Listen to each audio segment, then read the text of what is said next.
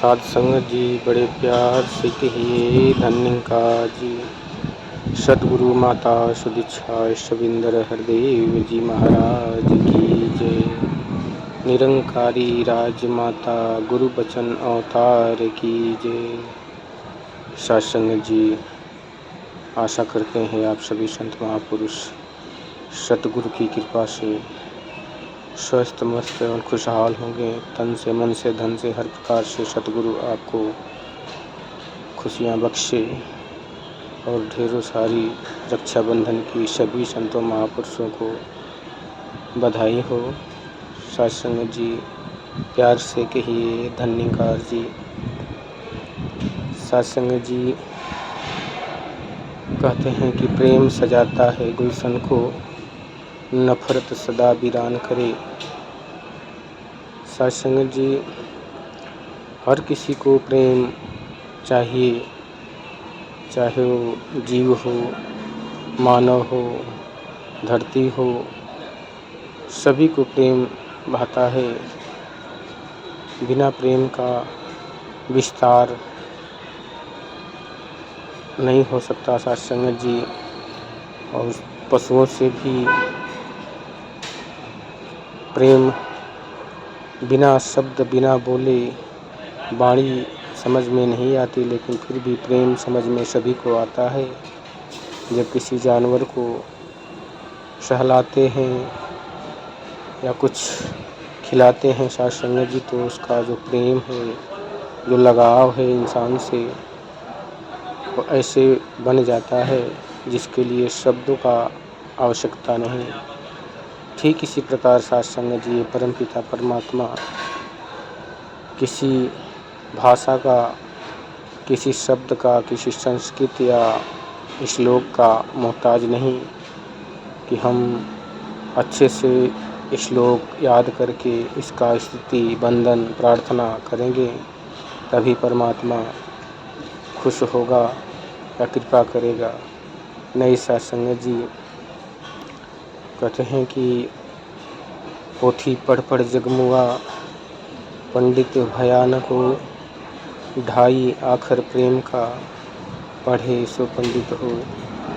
ये जो ढाई अक्षर प्रेम का है साध संगत जी, इसे पढ़ना नहीं, करना है, स्वयं प्रेम बन जाना है।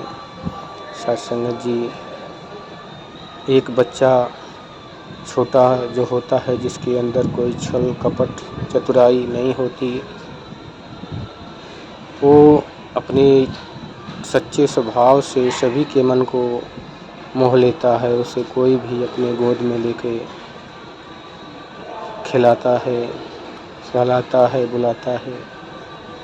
लेकिन साध संगत जी, जब वही बच्चा बड़ा होके जब चतुराई करने लगता है, चालाकियाँ करने लगता है, लोभ करने लगता है या झूठ बोलने लगता है, तो इंसान का जो प्रेम है वो पहले जैसा नहीं रह जाता। साध संगत जी, इसीलिए साध संगत जी, ये मानव तन जो मिला है प्रेम के लिए मिला है।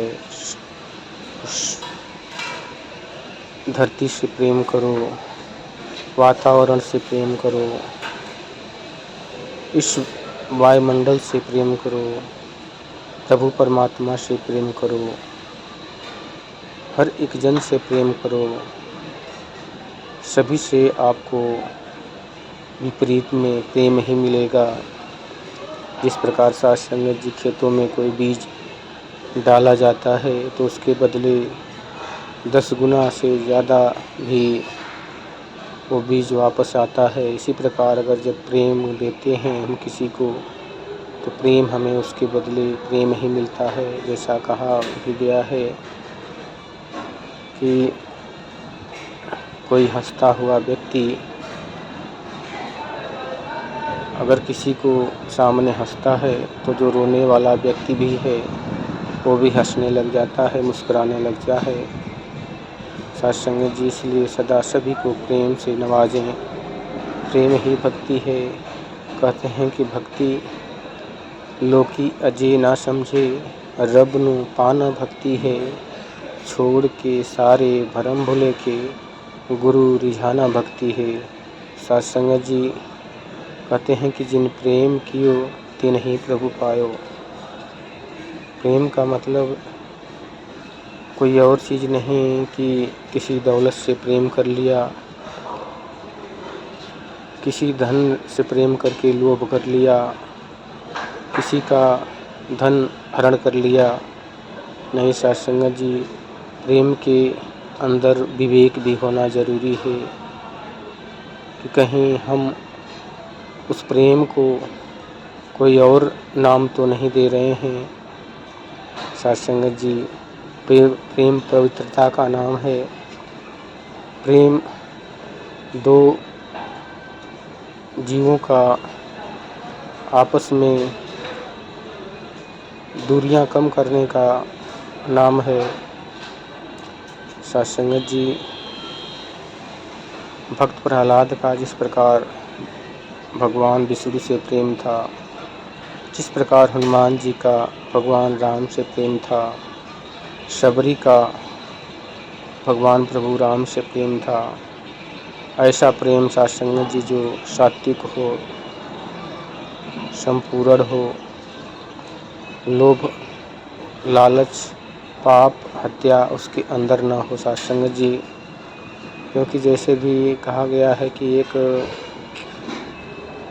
भंवरा होता है साथ संगत जी, वो एक फूल के ऊपर बैठता है और उसका रसों का स्वाद चखता है। उसका स्वभाव ही है भंवरों का कि फूलों का सुगंध और रस को लेना। लेकिन साथ संगत जी, वो लोभ के कारण इतना मग्न हो गया कि उस फूल से इतना प्रेम और लोभ कर लिया कि उसको और किसी दुनिया की समय की चेतना ही नहीं।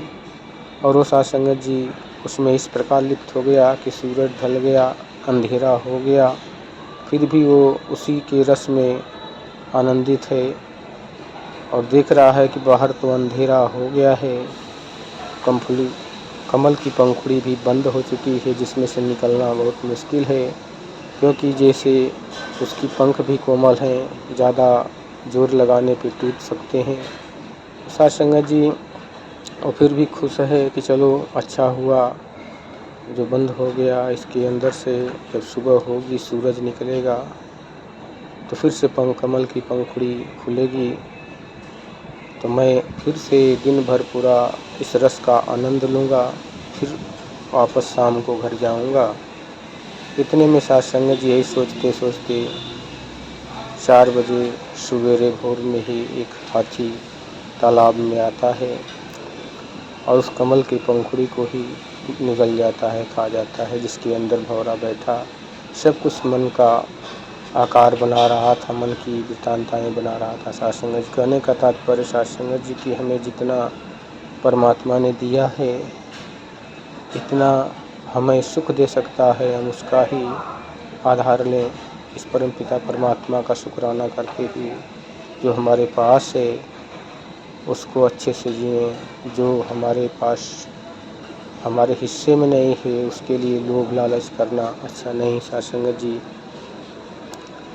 साथ संगत जी, क्योंकि धन का लोभ भी, चाहे लोभ किसी भी प्रकार का हो, वो खतरे में डाल देता है। साथ संगत जी, तो हमें इस परमपिता परमात्मा से शुक्राना करते हुए इसकी रज़ा में ये जीवन व्यतीत करना है। इसको अंग संग देख कर ही अपने जीवन को इस प्रभु परमात्मा को जानकर देख कर भक्ति करना है, नहीं कि अंधेरे में नहीं। साथ संगत जी, क्योंकि अगर हम जिसकी पूजा कर रहे होते हैं पहले साथ संगत जी, क्या सच में वो परमात्मा है या नहीं, इसको जानना ज़रूरी है।